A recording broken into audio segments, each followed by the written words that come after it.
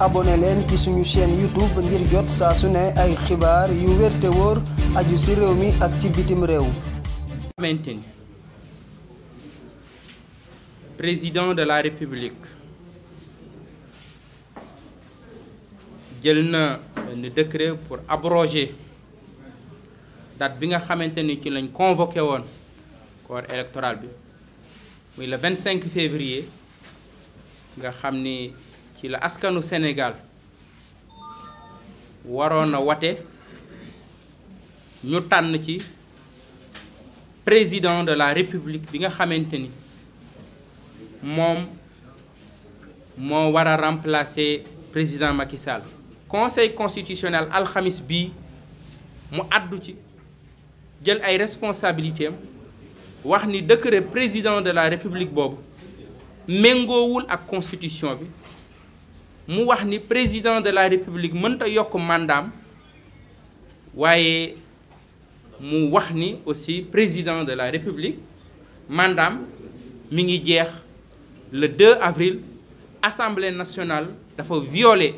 constitution bi, Assemblée nationale amul dayo boobu, président de la République Macky Sall aussi mënul lool. naam sax amul possibilité baneen lu dul moom mu respecter décision boobu, mais mu wax ci ay services am de manière officielle ni décision boobu dina sàmmonte ak moom,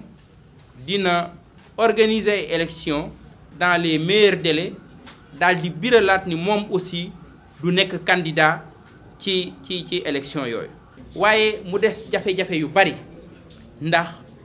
kañ la ñuy def élection yooyu, loolu tey jii mooy question bi nga xamante ni moom la sénégalais bu ne di laaj, moom la sénégalais bu ne aussi bëgg a laaj président de la République nan la ñuy demee ci élection yooyu ba ñu mën a sauvegarder suñu démocratie, sauvegarder suñuy institution, mais aussi ñu respecter suñu constitution, waaye ñu dem ci élection yi noo xamante ni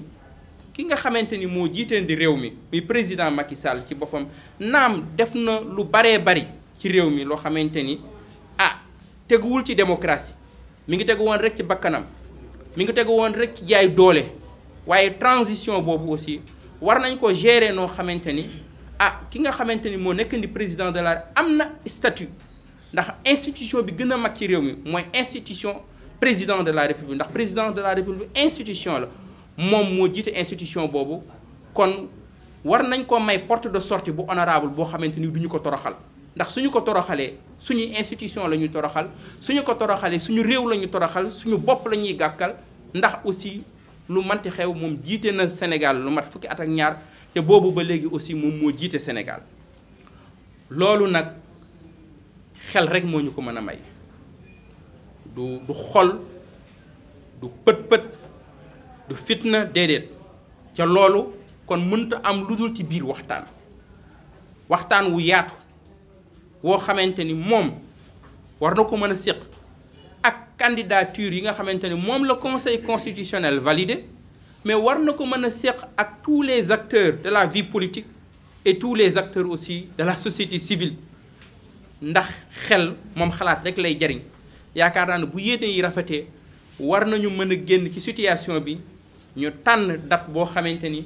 dina nekk date boo xamante ni dinañu mën a permettre ñu dem ci élection yooyu, muy premier tour muy deuxième tour, mu nekk élection yoo xamante ni sénégalais yi ci boppam dinañu mën a tànn seen président de la République. donc ñun FDS Les Guelwaar dialogue boobu moom lañ ni ñun d'accord nañ ci, moom dinañ ko taxaw, dinañ ko suuxat, ndax dialogue boobu rek moo mën a indiwaat dal, moo mën a indiwaat jàmm, moo mën a indiwaat institution yi ñu tabaxaat ko ba Sénégal dellu nekkaat démocratie bi nga xamante ni moom la nekkoon, démocratie bi nga xamante ni moom la ñu àdduna yëpp daal di nawe. ñu wax président de la République na xóotal waxtaan yi, waaye ginnaaw bu mu xóotalee waxtaan woowu la ca jiitu mooy tous les prisonniers politiques ñi nga xamante ni dañ leen a jaay doole, toroxal leen, génn leen seeni biiri njaboot, ñi nga xamante ni dañoo tas seeni parti, tas seeni kuréelu politique ca la ci ëpp lu dul jaay doole, ñooñu aussi nañu leen bàyyi ñoom ñëpp ñu ñibbi seeni kër. ndax li màndargaal nii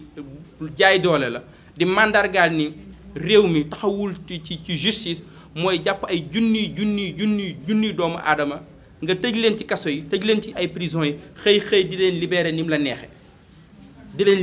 neexe kon yow ci sa bëgg-bëgg la dépendre nga jël ay nit tëj leen ci kaso ci sa bëgg-bëgg aussi lay dépendre nga libérer leen comme ni mu la neexee ci boppam loolu aussi wane na rëq-rëq bu rëy ci suñu démocratie wane na rëq-rëq bu rëy ci suñu justice ba yaakaar naa ni ak ku mu mënti doon nga xam ni moo fi wuutu président Macky Sall war na gën a dëgëral justice ba nga xamante ni lu mel noonu donc du amat mais que ñu koy ñaan di ko encourager loolu nga xamante ni tàmbali na ko di libérer les prisonniers politiques les otages politiques ñooñu ñëpp mu libérer leen ñu may leen ñu ñibbi waaye aussi ku mel ni Ousmane Sonko mu mën ko bàyyi aussi mu dellu ci këram dellu ci ay yitteem dellu ci ay activités politique am waaye la ku mel ni Diomaye Faye aussi mu mën ko libérer mën ko bàyyi mu dellu ci njabootam mën ko bàyyi mu dellu ci ay activités am mën ko bàyyi mu mën a dem battre campagne loolu mooy li nga xamante ni aussi bëggoon nañ ko leeral bu baax a baax. SeneInfo International. SeneInfo International. abonné leen ci suñu chaîne YouTube ngir jot saa su ne ay xibaar yu wér te wóor aju ci réew mi ak ci bitim réew.